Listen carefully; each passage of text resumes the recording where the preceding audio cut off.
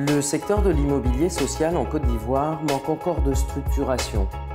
La Chambre nationale des promoteurs et des constructeurs agréés tente de faire évoluer le secteur et veille à sa professionnalisation. Bonsoir, monsieur Sériki Sangaré. Bonsoir, monsieur. La Chambre nationale des promoteurs et constructeurs agréés, quel est son rôle? Alors, notre rôle est simple.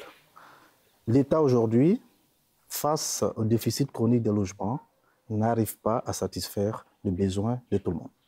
Parce que tout simplement, de 1960 à 1980, l'État a assumé par rapport à la mise en place d'un programme de logement à travers des structures d'État. Des structures très importantes, SICOGI, il y avait la SICOGI, SOGEFIA, il y avait CETU, il y avait le LOGEMAD, ainsi de suite. Mais malheureusement, en 1980, parce qu'il faut remarquer que dans les années 75, il y a eu un boom économique. L'État a fait un excédent budgétaire de plus de 1000 milliards.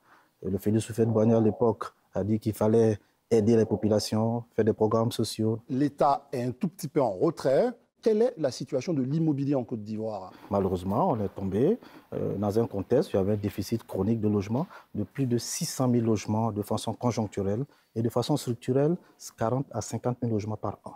Je précise que selon les statistiques de la Banque mondiale, il y a 17 000 ménages qui se créent chaque année. Et vous voyez les quartiers précaires. 1 million quand même de logements à faire pour les quartiers précaires. Puisque vous évoquez les quartiers précaires, quel autre type d'habitat précisément dans cet état de lieu que vous faites? Un habitat, ça sous-entend qu'il y a un plan d'aménagement. C'est ce que nous avons appelé la loi des 3 U. Il y a la gestion urbaine, la planification urbaine et aussi l'aménagement urbain. Malheureusement, quand on parle de quartiers précaires, c'est quoi? C'est-à-dire qu'il n'y a pas eu un bon aménagement qui a été fait, une bonne planification urbaine qui a été faite. Donc les gens viennent s'installer, c'est une personne qui s'installe, qui crée une petite maison et ainsi de suite, les gens viennent s'asseoir. Et malheureusement, à un moment donné, ça se retrouve dans un désordre, c'est ce qu'on appelle les quartiers précaires, qui ne respectent aucune règle de gestion urbaine. Il y a beaucoup de quartiers qui naissent de façon précaire. Justement. Qu'est-ce qui se passe? Qu'est-ce qui crée ça selon vous? Il faut évidemment des gens pour pouvoir suivre, pour pouvoir corréler entre ce qui est sur le papier et ce qui se passe réellement sur le terrain. Très bien. Alors ça, c'est très important ce que vous dites. Oui. C'est en cela que le ministère de la Construction aujourd'hui, depuis un certain temps d'ailleurs, il y a un suivi. Il y a un suivi. Alors, notre ministre aujourd'hui de tutelle a mis en place d'ailleurs une commission pour qu'on puisse respecter scrupuleusement ça. Il y a un plan directeur qui a été fait il n'y a pas très longtemps pour recorriger ce qu'on avait jusqu'en 2030-2040. Mais comme je vous dis, ce sont des plans qui s'adaptent au fur et à mesure. Mais le plus important après, c'est le suivi avec l'aménagement urbain. Il faut aménager en fonction des études qui ont été faites. Si on dit qu'il y a une route qui doit passer à un tel endroit, il faut éviter d'aller construire ces endroits-là. Donc c'est tout un mécanisme de suivi et de civisme aussi de la population. Donc un changement de comportement, voilà. Vous semblez dire. Pour moi, le changement de comportement, c'est d'autant plus que c'est très important pour ce suivi, c'est du côté de l'administration, mais aussi du côté des usagers et des entrepreneurs. C'est pour ça que je dis toujours, il faut travailler avec des professionnels qui respectent des règles et qui cherchent à avoir tous les documents qui sont requis pour la construction d'une maison ou d'une cité. Il faut travailler avec des professionnels. On le sait, le gouvernement a lancé un grand projet. En quoi consistait réellement votre rôle dans cette opération mise en place par le gouvernement? Alors, c'est très simple, c'est construire des habitats. C'est construire des habitats. Maintenant, construire des habitats, ça sous-entend, bien évidemment, un certain nombre de préalables. Un certain nombre de préalables. Lesquels ce que j'appelais la loi des 3F, foncier sécurisé, mise en place d'un foncier qui respecte les normes, ainsi de suite, avec toutes les études qui vont ensemble, et puis mettre un cadre de financement pour les acquéreurs et permettre aussi, évidemment, l'accompagnement de ces promoteurs-là, tout en allégeant la fiscalité. Quels sont les problèmes qui expliquent aujourd'hui le retard de ce programme? Aujourd'hui, nous nous retrouvons à un virage où il y a des incompréhensions de part et d'autre, les acquéreurs, les promoteurs, l'État. Et l'État. Alors, nous, on se concerte, on essaie de trouver ce qui a marché, ce qui n'a pas marché. Mais nous tournons toujours autour de la loi des 3F. Oui. Le foncier, le financement et la fiscalité. Le foncier, aujourd'hui, il faut sur le foncier, évidemment... précisément, quel est le problème? Le problème, c'est que l'État doit mettre en place une réserve foncière suffisante pour faire quand même 150 000 logements. Je vous dis tout de suite que le foncier, pas seulement en Côte d'Ivoire, en Afrique subsaharienne en général, il y a un gros problème entre la compréhension de l'État qui est propriétaire du foncier du point de vue constitutionnel et les villageois, les propriétaires terriens. Donc, il faut trouver, comme on appelle, un consensus pour pouvoir régler ce problème-là. Il y a la purge des droits coutumiers. Cette purge des droits coutumiers, l'État, normalement, doit purger les droits coutumiers selon un décret qui a été mis en place par le chef de l'État, je crois, il y a 2 ou 3 ans, qui fixait la purge des droits coutumiers à 2 000 francs le mètre carré à Abidjan et banlieue, et à l'intérieur, 1 000 à 1 500 le mètre carré. Sur la fiscalité, c'est quoi les freins? Qu'est-ce que vous permet de faire la fiscalité aujourd'hui sur les logements sociaux? Alors, sur les logements sociaux, il y a un certain nombre d'exonérations qui sont faites par rapport à notre programme. Il y a la TVA, par exemple, nous sommes exonérés. Nous sommes exonérés sur les TOB à la banque, c'est-à-dire que les taxes, tout ce qui est taxes qui viennent alourdir le programme, parce que l'objectif, c'est d'éviter que le coût du mètre carré du logement social puisse dépasser un certain montant. On a parlé du foncier, on a parlé de la fiscalité. Quels sont les freins au niveau du financement? Si nous n'arrivons pas à mettre en place un mécanisme qui permet aux acquéreurs de payer leur maison sur minimum 15 ans, le programme ne pourra pas marcher. Mais comme je vous l'explique, l'État, ce ne date pas de maintenant, par rapport aux programmes qui sont passés, a mis en place un certain nombre de leviers. Très bien. Notamment le CDMH. Le CDMH, c'est le compte de mobilisation de l'habitat. C'est ça. Qui a pour rôle essentiel de pallier, en fait, au fort taux que les banques commerciales font aux acquéreurs. Donc, l'objectif du CDMH, c'est de prêter de l'argent aux banques commerciales pour que ces banques commerciales-là puissent faire un crédit à taux réduit de 5,5% sur 20 ans. Il faut que je vous explique le FSH aussi. Allez-y. Le FSH, c'est le fonds de soutien de l'habitat. Ce fonds de soutien a une particularité, c'est qu'il y a un comité qui est mis en place et avec des promoteurs qui sont non seulement agréés par le ministère de la Construction, mais agréés à ce fonds-là pour pouvoir construire à l'intérieur du pays, ça c'est en zone rurale, des logements pour ceux qui ont des revenus très faibles. Ça veut dire quoi? Ça veut dire que l'objectif, c'est de faire des logements sociaux, de faire toute ou partie des VRD. Les VRD, ce sont les routes, les voiries, les réseaux divers, et puis faire des plateformes villageoises et permettre en fait aux villageois eux-mêmes d'avoir des petits logements, ainsi de suite, à l'intérieur. Je donne un exemple simple. Si vous allez, par exemple, à Soubré ou à l'intérieur, à Katiola, au Diéné, Korogo, il suffit, les règles, c'est quoi? C'est que les gens doivent se mettre en coopérative. D'accord. 10 personnes minimum et 30 personnes maximum doivent créer une coopérative pour pouvoir profiter de ce fonds-là. Du fonds. Qui fonctionne. Et le coût de logement, c'est 12,5 millions sur 15 ans avec un taux de 5%. Donc, il y a un certain nombre de leviers qui sont mis en place, mais qui ne fonctionnent pas. Qui ne fonctionnent pas, vous dites? À 100%. Donc, à vous entendre, M. Siriki Sangaré, on devrait être assez pessimiste sur ces logements sociaux. Non, pas du tout. Moi, je ne suis jamais pessimiste. Il ne faut pas être pessimiste. Bien au contraire, il faut se donner un levier pour... Partagez-nous votre optimisme. Alors, à quel moment on doit se dire que, effectivement, ces projets sont non seulement bienvenus, mais ça va avoir lieu? Alors, le programme a été lancé en 2013. Moi, dans ma vision, il était impossible de faire 60 à 150 000 logements en 2 ans, 3 ans, 4 ans. Vous étiez plus pessimiste que vous ne l'êtes aujourd'hui. Voilà, parce qu'il y a un préalable d'abord pour mettre en place un programme. C'est un programme de développement. Ce n'est pas un programme qui se fait comme ça. Il y a des études à faire. Il y a, comme on appelle, un mécanisme de synthèse par rapport à tout ce qui a existé. Alors, ce que vous oubliez, c'est qu'on parle de logements sociaux, économiques et standing par rapport à un cadre donné. Il y a l'autoconstruction.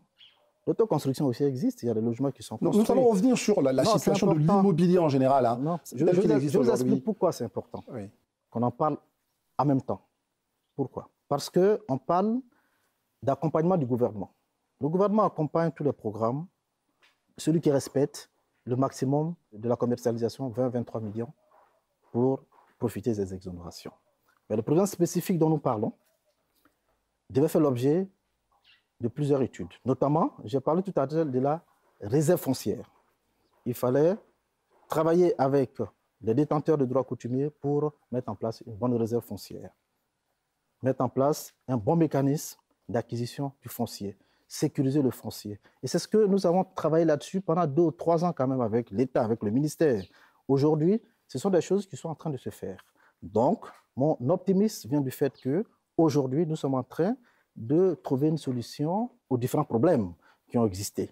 Quelles sont les mesures concrètes qui devraient être adoptées par l'État pour encourager, pour développer la filière? L'État doit, comme je le dis toujours, activer tous les leviers qui existent pour le financement. Très bien. Mettre en place les fonds nécessaires qu'il faut, accompagner les acquéreurs pour pouvoir avoir des logements à des taux très intéressants, n'excédant pas les 5,5%. Nous insistons toujours là-dessus. L'État a certes fait, mais on va demander davantage. L'État doit encore nous aider à mettre en place de façon pérenne le programme, tout en imaginant avec nous. Parce que le problème de l'État aujourd'hui, c'est que l'État n'a pas la capacité de financer ce programme-là. Ça nécessite beaucoup d'argent. Donc nous devons réfléchir, nous, à trouver des financements. Là, je parle de crédits promoteurs.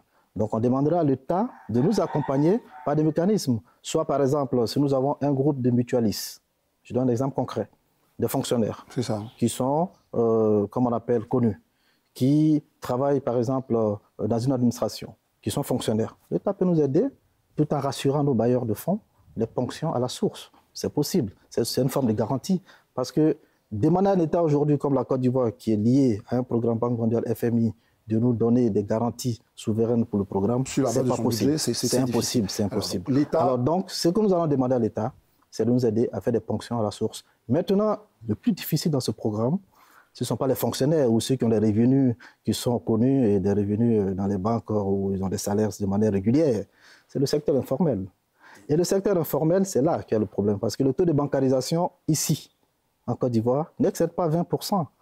Et ceux qui sont dans ce secteur informel-là, l'État doit mettre en place une garantie pour que le promoteur puisse permettre à ceux-là d'avoir des logements. Moi, je ne peux pas donner de logement à quelqu'un si je ne suis pas sûr d'être payé. Parce que vous touchez le fond du problème, c'est que c'est toutes ces populations-là qui se retrouvent dans les quartiers précaires. Moi, je connais des gens qui sont dans des bons quartiers, mais bon, ils sont dans l'informel. Oui. L'informel, ça sous-entend qu'on n'a pas de capacité de tracer, il n'y a pas de traçabilité sur les revenus. Oui. Donc, pour structurer un financement, il est très difficile pour nos bailleurs de fonds de pouvoir prêter de l'argent. Je prends des exemples simples. Hein. Oui. En Tunisie, au Maroc, il y a des fonds d'investissement, des fonds de garantie de l'État qui travaillent des fonds d'investissement. Il y a le Fogarib, par exemple, en Tunisie, même en Algérie. J'ai vu un peu comment ça se passe. Il faut aider ceux-là à mettre en place un mécanisme pour le fonctionnaire de ponction à la source pour pouvoir pérenniser l'opération et permettre aux opérateurs d'être en possession de leur argent. Ça rassure nos financiers et permettre aussi au secteur informel d'avoir des garanties. Les artisans, par exemple, au ministère de l'Artisanat, on va discuter avec le ministre de l'Artisanat pour dire, bon voilà, dans votre secteur, il y a beaucoup d'artisans, il y a des commerçants qui, évidemment, font de bonnes affaires, mais qui ne sont pas bancarisés. Très bien. Monsieur Sériki Sangaré, est-ce que l'État joue véritablement son rôle auprès de ces différentes populations qui sont plus fragiles dans le secteur informel, les petits salaires? Est-ce que l'État joue véritablement son rôle? Alors, l'État, comme je dis, on travaille ensemble. L'État nous demande de faire des propositions parce que c'est nous qui sommes sur le terrain. Et notre rôle, c'est de recenser ces problèmes-là parce que nous sommes en contact, justement, avec tous ces acquéreurs-là et toutes ces couches sociales. Nous avons fait des études, nous sommes passés dans les quartiers précaires. On a compris même d'ailleurs que souvent dans les quartiers précaires, les loyers sont souvent plus élevés que dans certains quartiers parce que les gens sous-louent 2 ou 3 personnes, donc c'est une anarchie. Donc nous avons fait un retour à l'État. Nous expliquons à notre ministre des tutelles et nous expliquons qu'il lui remonte l'information, bien entendu. Est-ce que ces propositions ne sont pas dans un tiroir? Non, ce n'est pas dans un tiroir puisque c'est nous suivons. Vous pouvez nous faire confiance pour ça. Nous avons une concertation avec l'État, notamment avec la direction du logement qui est sur l'instruction du ministre de la Construction, où nous faisons nos propositions et chaque semaine, nous essayons de voir ce qui a marché, ce qui n'a pas marché. C'est pour ça d'ailleurs que je suis en train de vous faire part d'une certaine proposition très concrète concernant ce secteur informel-là. Le taux de bancarisation étant très faible. La Côte d'Ivoire et dans la sous-région, il n'y a pas qu'ici, je parle de la région, tout ce qui est subsaharienne, tout ce qui est lié. Malheureusement, pour nous, ce n'est pas bon parce que nous devons structurer le financement en fonction de tout ce qui est procédure internationale. Donc, nos bailleurs de fonds qui viennent en appui par rapport au programme, parce que je dis tout tantôt que c'est un programme de développement. Une banque commerciale ne prendra pas un certain nombre de risques parce que doivent faire tourner les cash flows, ces banques commerciales-là ont besoin aussi d'être rassurés par d'autres institutions. Bien évidemment, et puis ont des besoins de rendement, de rentabilité tout de suite. Très bien. Et la banque commerciale, comme la Banque africaine de développement, la Banque islamique de développement, les fonds d'investissement, nous travaillons avec ces fonds-là. Maintenant, le rôle justement que l'État doit jouer, et ce que nous nous demandons à chaque fois que nous avons l'occasion, c'est de structurer ce secteur informel. Très bien. En tout cas, merci, M. Siriki Sangaré, de vous être montré très disponible et de répondre justement à l'ensemble de nos questions.